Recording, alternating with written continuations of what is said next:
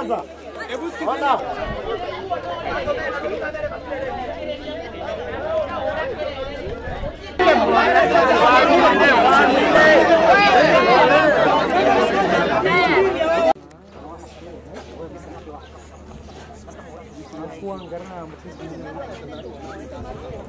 Asubuhi karibu saa 12:30 tulipata mshipa ambao tulipata habari ya kwamba kuna wale wafanyikazi wanafanya kazi kwa quarries walishambuliwa na majangili, suspected majangili wa AS ambao walikuwa wamefunga barabara ile sehemu ya Burabor, na waweza kutoa watu ambao walikuwa wanaenda kwa quarry kazi, wakawatoa kwa gari wakawafanya wakalala chini, na hapo wakaua karibu wafanyikazi 6 ni 5, na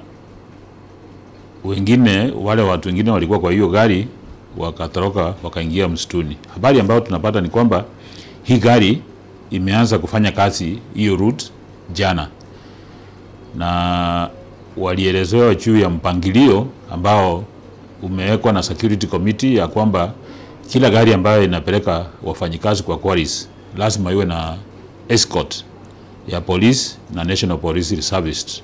Lakini hii gari leo ambayo ilianza kazi kwa hiyo route jana hawakungojea wapatiwe escort kama kawaida wakati wanaenda kufanya kazi katika hizo quarries.